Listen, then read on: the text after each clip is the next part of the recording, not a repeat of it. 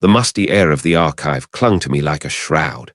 Dust motes danced in the single shaft of weak afternoon sun that penetrated the grimy window, illuminating stacks of forgotten manuscripts and brittle, yellowed pages. My fingers, stained with ink and the ghosts of old paper, traced the faded inscription on a leather-bound tome, Whispers of the Fenlands. Another dead end. Another whisper that led nowhere. Folklore, local legends, the forgotten corners of history that academics deemed too trivial, too fanciful, to warrant serious study. They called it obsession. I called it a thirst for the truth buried beneath layers of polite dismissal. My colleagues at the university, with their grant proposals and their tenure tracks, saw me as a relic, a dusty academic still clinging to the romantic notion of discovery. They published papers on socio-economic trends of the late Roman Empire. My small apartment, perpetually cluttered with books and research notes, felt like a cage. The city's incessant drone, a symphony of sirens and distant arguments, was a constant reminder of my own stagnant existence. I was adrift, a historian without a proper history to excavate, my own life as unwritten as the forgotten tales I so desperately sought to unearth. Then the letter arrived. A thick, cream-colored envelope, stark against the pile of junk mail and bills. The return address was unfamiliar, a postmark from a town I'd only ever seen on antique maps, Oakhaven. Inside, the legal jargon blurred, but the core message was stark, undeniable. A distant relative, someone I'd never met, had passed, and I, Marcus, was the sole inheritor of their estate. The estate was a manor, isolated, dilapidated, and according to the brief, almost dismissive mention, situated on what was once known as the Old Mire, the land of the Fenlands. A tremor, not entirely of excitement, ran through me. The Fenlands, the very heart of so many of the obscure myths I'd been painstakingly piecing together. Stories of the land itself breathing of ancient pacts, of things that slept beneath the soil. My academic frustration, the gnawing sense of futility, suddenly felt distant. This was it. A tangible connection to the very folklore I dedicated my life to. The journey to Oakhaven was a descent into a different world. The manicured lawns and bustling streets of the city gave way to winding country roads, bordered by skeletal trees and fields that seemed to swallow the light. The air grew heavy, damp, carrying the scent of decaying leaves and something else, something earthy and primal. The manor, when it finally loomed into view through a curtain of mist, was more imposing, more derelict than the letter had implied. It stood hunched against the bruised twilight sky, its stone facade weathered and scarred, its windows like vacant eyes staring out at the encroaching wilderness. I let myself in with the heavy iron key.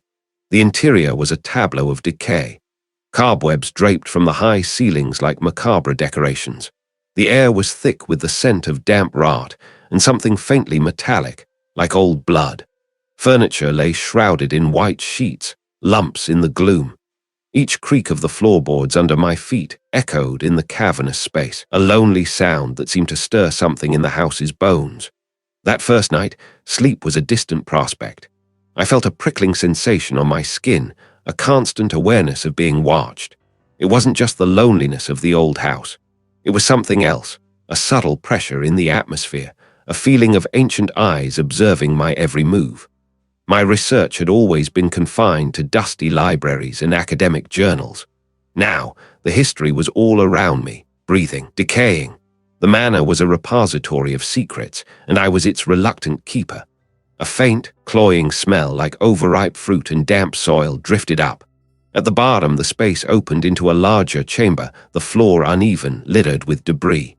In the center, half buried in the dirt, I saw it. A crude stone altar.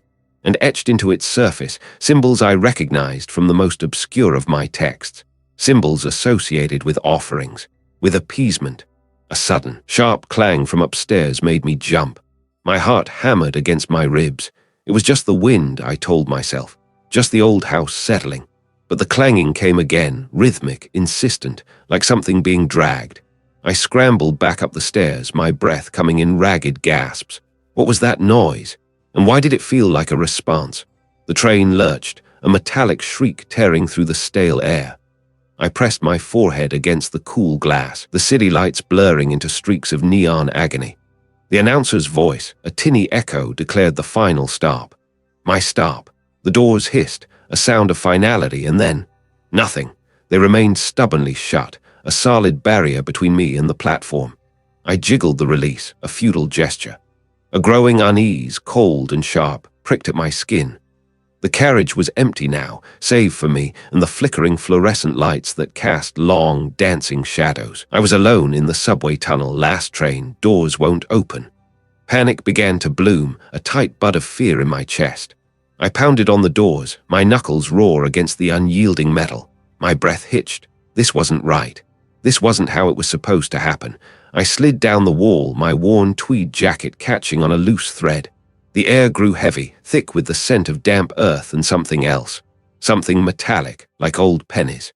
My eyes strained, trying to pierce the inky blackness outside the grimy windows.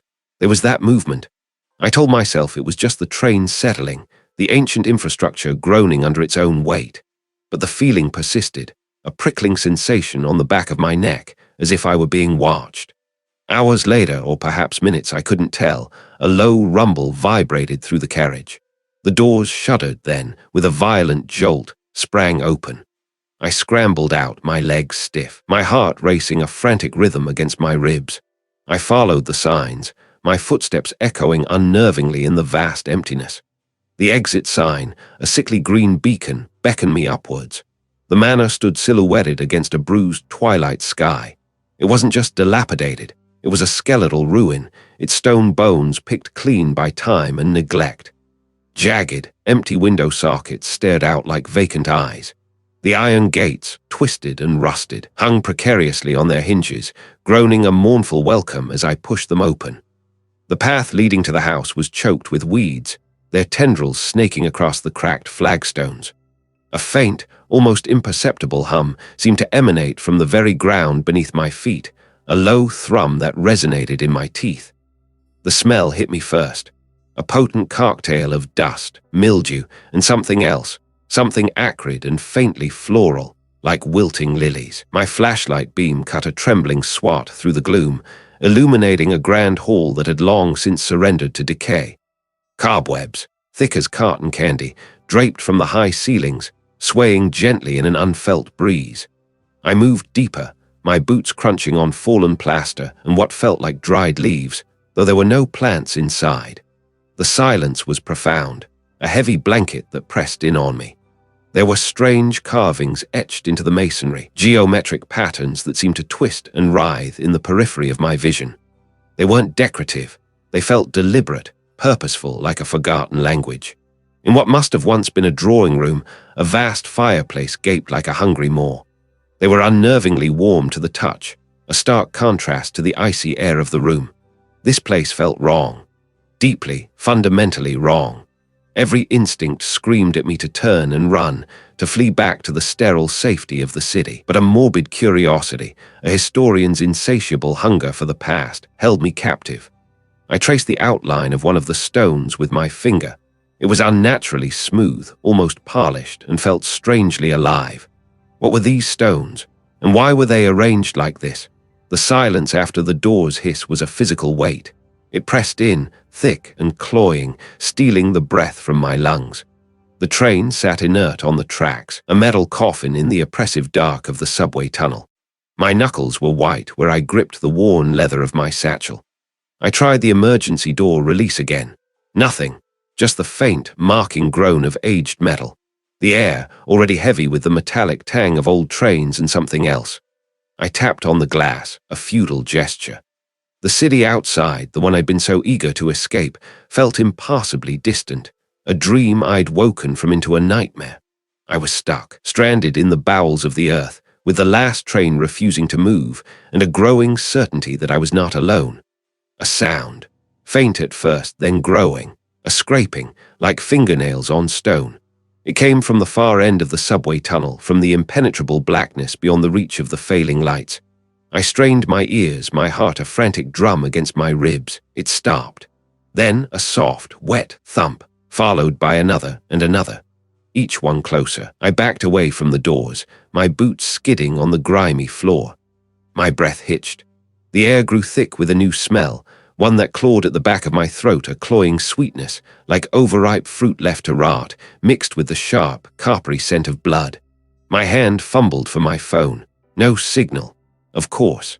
The scraping started again, louder this time. It was accompanied by a low, guttural murmur, a sound that seemed to vibrate not just in the air, but within my very bones. It was a language I didn't understand, yet it spoke to a primal fear buried deep within me. Panic began to bloom, a thorny vine constricting my chest. I scanned the carriage, my eyes darting from the grimy seats to the rusted poles. There had to be something, a maintenance hatch, a way out. My gaze fell upon a small, recessed panel near the ceiling. It looked old, its paint peeling. I dragged a seat across the floor, the screech of metal against metal echoing unnervingly in the stillness. Standing on the unsteady seat, I reached for the panel. My fingers brushed against rough, cold metal. It was stuck. I pushed, I pulled, I pried with my fingernails, but it wouldn't budge. Then the murmuring stopped. The scraping ceased. A profound silence descended, more terrifying than the sounds that had preceded it. I held my breath, listening. Only the frantic thudding of my own pulse filled my ears. I dared to look out the window. Suddenly, a single, heavy thud directly outside my carriage. My head snapped up, my eyes wide. Something was out there. Something was on the train.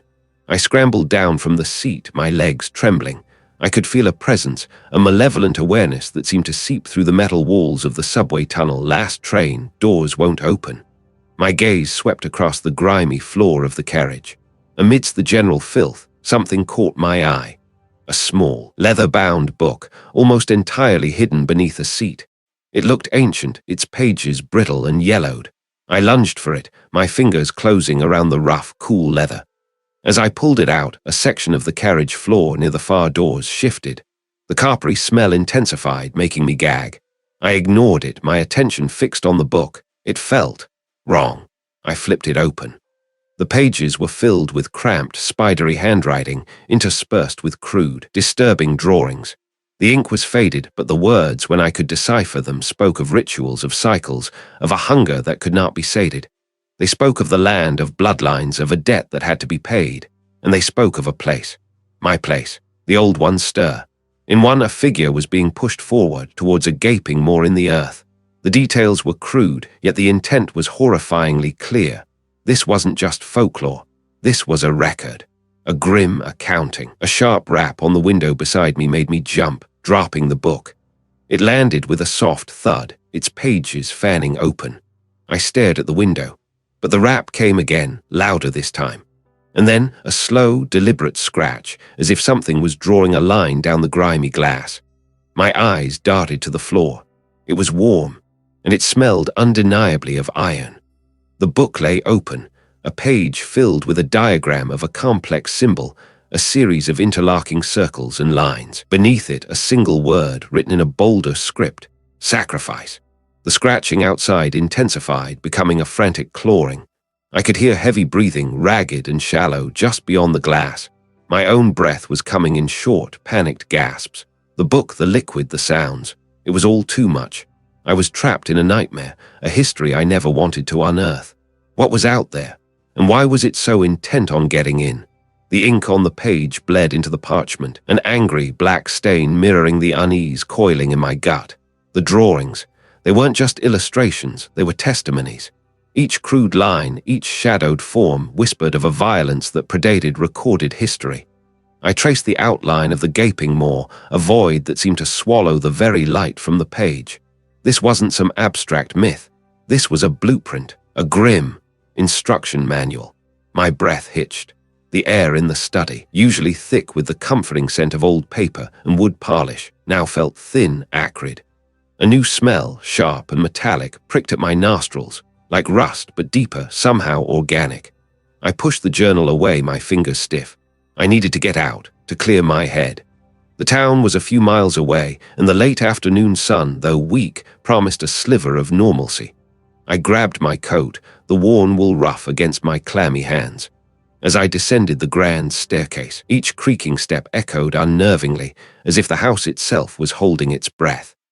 The heavy oak front door groaned open, revealing a sky the color of bruised plums. The wind, a mournful howl, whipped dead leaves into a frantic dance across the overgrown lawn. The drive to town was a blur. My mind replayed the images from the journal, the hooded figures, the altar, the moor, the sheer brutality of it. I tried to rationalize. Hallucinations, stress, the isolation finally getting to me. I parked near the train station, a utilitarian brick structure that seemed out of place amidst the Victorian architecture of the town. The station was deserted, save for a lone ticket agent hunched behind a grimy counter. He barely looked up as I bought a ticket for the next departure, the last one of the evening. The rails gleamed dully under the sparse, flickering lights. A distant rumble grew louder, a metallic groan that seemed to vibrate through the very concrete beneath my feet. Finally, the train emerged from the gloom, a beast of steel and glass, its headlights cutting twin beams through the twilight. I boarded the carriage, the interior smelling of stale disinfectant and damp wool. A few other passengers, hunched and silent, occupied the worn seats. The train picked up speed, the rhythmic clatter of the wheels a familiar, lulling sound. I closed my eyes, trying to shake off the lingering unease, the persistent metallic scent that I could still faintly detect, even here. Then the lurch. It wasn't a sudden stop, but a gradual deceleration, a heavy sigh of brakes. The train slowed, then shuddered to a halt, but we weren't at a station. We were in the mouth of a tunnel. The carriage lights flickered, then died, plunging us into an even deeper blackness. A low hum began, a deep, resonant vibration that seemed to emanate from the very earth. It wasn't the familiar hum of the train's engine. This was different, more primal. Panic began to bubble. I fumbled for my phone, the screen a beacon in the blackness. No signal, of course. The hum intensified, a pressure building in my ears. The air grew thick, difficult to breathe, carrying that same sharp, metallic scent, now overpowering, cloying. I could feel it on my tongue, a coppery tang. A muffled cry came from the front of the carriage. Then another. The passengers around me were stirring, a rustling of fabric, a stifled gasp. I stood, my legs trembling. I needed to see. I stumbled towards the door, my hands outstretched, searching for the handle. My fingers brushed against cold metal. I pulled, nothing, I pushed. Still nothing. The doors wouldn't open. I tried the next carriage, banging on the connecting door. It was locked. This was no ordinary breakdown. Then I heard it, a scraping sound. From outside the train, a slow, deliberate drag like stone against stone. It was coming from the tunnel wall, impassably close. Was it my imagination, or did I see a faint, phosphorescent glow deep within the tunnel, a sickly green light that pulsed in time with the deep hum? The scraping stopped. The hum deepened, a guttural thrum that seemed to shake the very foundations of the train. And then a single, resonant thump against the side of the carriage, just beyond my window. The ink bled. It always bled, not just on the parchment, but in my mind. The crude depictions of the ritual, the contorted figures reaching, grasping, consuming. My fingers, stained with the same sepia ink, trembled as I held the brittle pages. The air in the study grew thick, heavy, like breathing through damp wool. Dust motes danced in the single shaft of moonlight piercing the grimy window, each particle a tiny, swirling specter. I needed to understand, not just the what, but the why. The entity, this thing. It wasn't just a phantom haunting the manor. It was tied to the very earth, woven into the stones of this crumbling edifice. The drawings spoke of a cycle, a recurring hunger, and the recent discovery in the cellar, that small, recessed alcove with the dry, dark stains. It confirmed my deepest fears. The cycle was nearing its end. My end. I pushed myself away from the desk, the creak of the ancient wood echoing in the oppressive silence. My eyes scanned the shelves, a chaotic jumble of inherited texts, dusty tomes, and brittle journals. Among them, a slim, leather-bound volume, its spine cracked and faded, caught my attention. It wasn't a history book, not in the conventional sense. It was filled with archaic symbols, scrawled notations, and what appeared to be a rudimentary map of the manor grounds, marked with excess and peculiar sigils. My breath hitched. One symbol, repeated over and over, matched a carving I'd found etched into the stone lintel of the cellar entrance. A coiled serpent, its head raised, ready to strike. A sudden gust of wind rattled the window panes, a mournful howl that seemed to seep through the very walls. My heart leaped into my throat. I fumbled for the oil lamp, my hands clumsy, slick with sweat. The serpent, the drawings, the cellar, it was all connected. The entity fed on something. Not flesh, not blood, not in the way I understood it. It fed on presence, on life force. And the ritual detailed in the leather-bound book was a method of channeling this sustenance. It was a desperate attempt to appease the land itself, to placate the ancient hunger that slumbers beneath the manor. I flipped through the pages, my eyes darting from one cryptic passage to the next. The wind picked up again, a furious assault against the house. A loose shutter banged incessantly, a frantic, rhythmic thudding that grated on my nerves. I tried to focus, to decipher the faded ink, the faded intent. The book spoke of celestial alignments, of specific times, of a profound stillness that precedes the entity's emergence. I checked the lunar calendar I'd brought with me. The next alignment was soon, too soon. A floorboard creaked in the hallway. I froze, my senses on high alert. It was just the old house settling, I told myself. The wind, the settling. The house was old, it groaned, it creaked. Yet the sound was too deliberate, too close. My gaze flicked to the doorway, a black rectangle against the dim light. Nothing. I returned to the book, my fingers tracing the lines of a diagram. It depicted a circle with figures arranged around it, their arms outstretched. That was me. I was the solitary figure, the next offering. I could smell it now, a faint metallic tang like old pennies and damp earth. It was the scent of the entity, of its hunger. I needed to find a way out, a way to disrupt the ritual, to break the cycle. The book offered no easy answers, only a terrifying glimpse into the mechanics of appeasement. It spoke of sacrificing the familiar, of offering the sought after. What did that mean? What was I seeking? Knowledge? Redemption? Or was it something more primal, something I'd brought with me unknowingly to this place? A sharp rap echoed from downstairs, 3 distinct knocks. No one knew I was here. No one could know. I hadn't told anyone about the inheritance, about the manor. The knocks came again, louder this time, more insistent. They weren't the wind, they weren't the house. My legs felt heavy like lead. I had to see, I had to know. But the stairs. Then a new sound, a low, guttural hum. It vibrated through the floorboards up my legs into my chest. It was the sound of something vast, something ancient, waking. It was the sound of the entity stirring, its hunger growing. My hand shook as I reached for the heavy oak door of the study. The knocks continued, a relentless, demanding rhythm. The hum deepened, a resonant thrum that seemed to shake the very foundations of the manor. I had to get out, now, but where could I go? The entity was here. The house was its domain, the figures around the circle. They weren't just participants, they were conduits. It was a gateway, a hungry, wading gateway. Suddenly, the lamp flickered violently, the flame shrinking to a mere ember. The hum intensified, a deafening roar that filled my ears. The knocks stopped. An absolute, terrifying silence descended. I stumbled backward, knocking over a chair. It crashed to the floor, the sound deafening in the sudden quiet. The ember of the lamp died completely, plunging the room into absolute blackness. The last train, what was it talking about? Then, a phantom memory, a desperate thought. The old, abandoned subway tunnel at the edge of town. I'd explored it years ago, a morbid curiosity. Could it be? I scrambled for the door, fumbling for the latch. The hum was back, a low throb that felt like it was emanating from within me. I yanked the door open and fled into the hallway. Down the grand staircase I ran, my footsteps echoing wildly, the front door. I had to reach the front door. I burst out into the night, the cold air biting at my lungs. The moon was a sliver, a cruel, marking eye in the inky sky.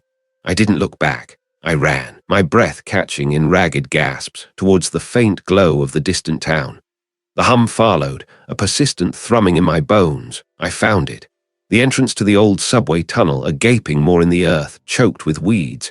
The air here was different, heavy with the stench of decay and something else, something metallic and foul. I reached the platform. The tracks stretched out before me, disappearing into the black. And there it was. The subway tunnel, last train, doors won't open. It was waiting.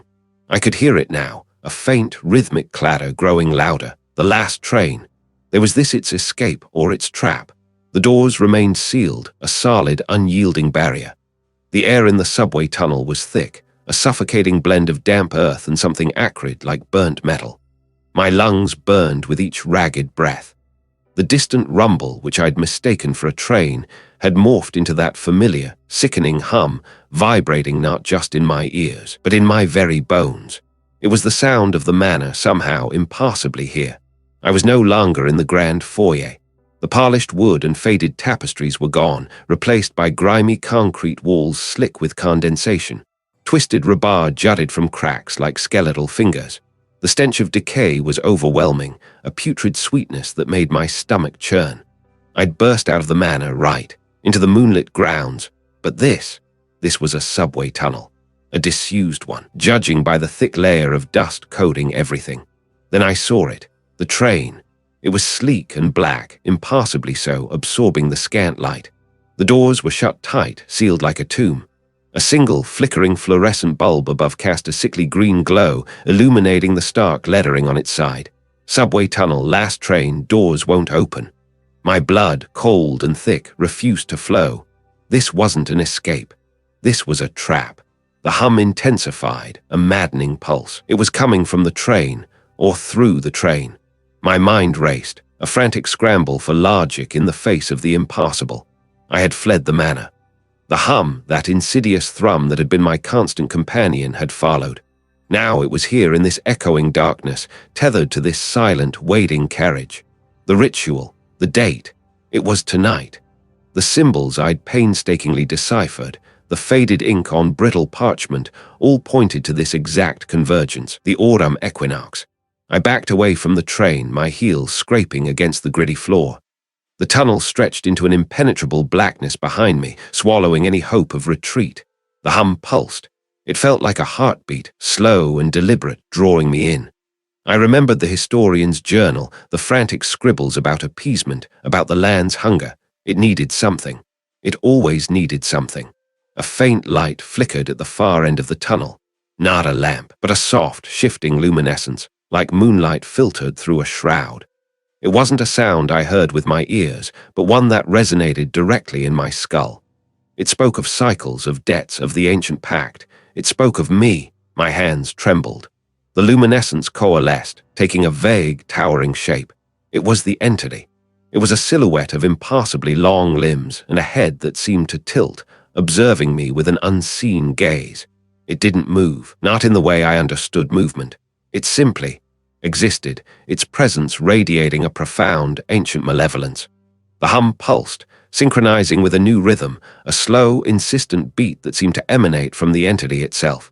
It was calling. I was cornered. The train, a silent, unyielding barrier behind me. The entity, a consuming presence before me. My historian's instinct, the one that had driven me to uncover these secrets, warred with the primal urge to flee. There was no escape. The ritual demanded a sacrifice, and I was the only one present. My gaze darted to the train. The doors remained shut, impassive. But I remembered another passage, a cryptic annotation about the passage being offered, the price paid. Was the train the passage? Was it the offering? The entity's luminescence flared, a silent invitation. The hum vibrated with anticipation.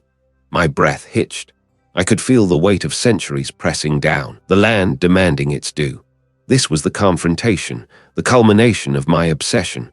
I could give myself to it, become the sacrifice, end the cycle perhaps, or perhaps just perpetuate it. But then another memory surfaced. A rough sketch in the journal, almost an afterthought. A diagram of the manor's foundations with a peculiar symbol etched beneath the central hearth. It wasn't part of the ritualistic iconography. It looked different, like a key, a loophole. The entity seemed to sense my shift in focus. The luminescence pulsed faster, the hum rising in pitch, a dissonant chord of impatience. It wanted a decision. My eyes fixed on the train doors. They were a barrier, yes, but what if they weren't meant to keep me out? What if they were meant to keep it in? The last train. The doors won't open. A finality, a terminus. I wouldn't be a passive offering. I wouldn't simply surrender. I had to act. I took a step forward, not towards the entity, but towards the train. The hum shrieked in protest. The luminescence flared, a wave of frigid air washing over me. My hands clenched into fists. The choice was no longer between sacrifice and escape. It was between yielding and defiance. Could I reach the doors? Could I find a way to open them or to use them against the entity? Or was this just another illusion, another turn of the screw in this ancient, hungry place? The air crackled with an unseen energy. The entity loomed, its silent demand echoing in the marrow of my bones. The time for discovery was over. The time for sacrifice, or for something else entirely, had begun. The vibration ceased. The hum, a physical thing that had pressed against my teeth, vanished. Silence rushed in, vast and hollow, broken only by the drip of unseen water somewhere in the vast, echoing space of the subway tunnel. Last train, doors won't open. My own breathing sounded impossibly loud, a frantic, rasping tide against the sudden quiet. I slumped against the cold, grimy wall, my legs threatening to buckle. The acrid smell lingered, a phantom scent that clung to the back of my throat. Was it over, had I appeased it? The thought was a fragile thing, easily shattered. My hands, still slick with something I didn't want to identify, trembled. I'd done it. Whatever it was, I had faced it. I had shouted the words, uttered the plea, offered the desperate, nonsensical bargain. And then the hum, the pressure, the world tilting. I pushed myself away from the wall, my muscles screaming in protest. The air, while still stale, felt less charged, less alive. My gaze swept across the grimy, tiled expanse. Nothing moved. The graffiti on the walls seemed less menacing, just faded spray paint on peeling plaster. It was just a tunnel again. A very, very empty tunnel. But the memory of that pressure, that suffocating awareness of something ancient and hungry, was etched into my bones. I could still feel the phantom sensation of its gaze, a weight I'd carried for what felt like an eternity. I took a tentative step forward. My boots scuffed against loose gravel. The sound was unnervingly normal. I had expected something, a sign, a change, a visible scar on the world, perhaps. But there was only the mundane reality of a derelict subway station. My mind replayed the final moments. The desperate chant, the raw fear that had clawed its way up my throat, the blinding flash of, what, not light, something in between, and then the stillness. Had it been a trick of my mind? The historian in me rebelled against such a simple explanation. I had felt its presence. I had interacted with it. I stumbled towards the faint glow of the emergency lights at the far end of the platform. The graffiti here was fresher, more vibrant, a stark contrast to the faded decay deeper in. Then I saw it. Near the edge of the platform, where the tracks curved out of sight, lay a discarded leather satchel. It was old, scuffed, and identical to the one I'd carried my research in, the one that had been ripped from my grasp in the manor. My breath hitched. My heart, which I'd thought had settled, began to thud again, a slow, heavy beat against my ribs. With trembling hands, I reached for it. The leather was cool, almost clammy, beneath my fingertips. I hesitated, a primal instinct screaming at me to leave it, to run, to pretend I hadn't seen it. But the historian, the part of me that craved answers, that needed to understand, compelled me forward. I opened the satchel. Inside, nestled amongst crumpled notes and loose pages, was a single, tarnished silver locket. It was intricately carved, depicting a coiled serpent devouring its own tail. I recognized it instantly. It was the locket that had belonged to the woman in the faded daguerreotype, the one I'd found in the manor's hidden study. The one who, according to the brittle journal entries, had been the last to perform the ritual. My fingers brushed against the cool metal. A faint warmth emanated from it, a subtle pulse that mirrored the phantom vibration I'd felt earlier. But there was only the echo of my own fear. The locket felt heavier than it looked. It was warm, almost alive. This wasn't over. It couldn't be. I had appeased it, yes. I had offered something. But what had I truly given? The weight of the satchel in my hand felt like a promise, or perhaps a threat. The metal shrieked. Not the familiar grinding protest of the subway car's brakes, but a higher, thinner sound, like a child's scream stretched too thin. I pressed my palms against the grimy window, fogging the glass with my breath, trying to see past the smeared reflections of my own terrified face. Outside, only black, a thick, suffocating black that seemed to press against the train, against the very air. My teeth ached. The hum was back, a low thrumming that vibrated through the soles of my worn boots up my legs and into my skull. It was a sound I knew now, a sound that had burrowed into my bones during my time at Blackwood, a sound that promised. What? I didn't want to think about what it promised. Not anymore. Not after everything. The silence returned, more absolute this time. The dripping water was gone. The rhythmic squeak of the carriage wheels had ceased. I was suspended, adrift. The air grew heavy, thick with the scent of ozone and something else, something metallic and sweet like old blood. I could feel it on my tongue. My eyes scanned the interior of the subway car. Empty, utterly, impassably empty. The faded advertisements for long-forgotten concerts and cheap electronics seemed to mark me with their cheerful banality. Where were the other passengers? The conductor? I'd been so sure I'd seen figures huddled in the corners, their faces obscured by shadows. Now nothing. This was the train ride. A tremor ran through the carriage. Not a violent jolt, but a subtle, sickening lurch, as if the earth itself had shifted beneath us. I fumbled for my phone, my fingers clumsy and slick with sweat. The screen glowed, a tiny beacon in the suffocating black. No signal, of course. It clawed at my sanity, a relentless assault on my senses. I squeezed my eyes shut, trying to block it out, but it was inside me now, resonating in my chest, in my very marrow. I thought of Blackwood. I had tried to understand it, to rationalize it, to fit it into the neat, academic boxes of my historical research. But it was beyond understanding. It was primal, ancient, hungry, and it had followed me. The train lurched again, more violently this time. A dull thud echoed from the front of the car. Then another. Something was moving, something heavy. I strained my ears, trying to discern the source of the sound, my heart racing a frantic rhythm against my ribs. It wasn't the sound of machinery. It was organic, a dragging, shuffling sound, accompanied by a wet, rasping breath.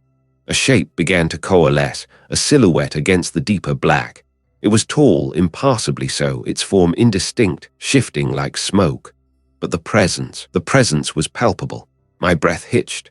The metallic scent intensified, cloying and nauseating. I wanted to scream, to run, but my limbs were leaden, rooted to the spot.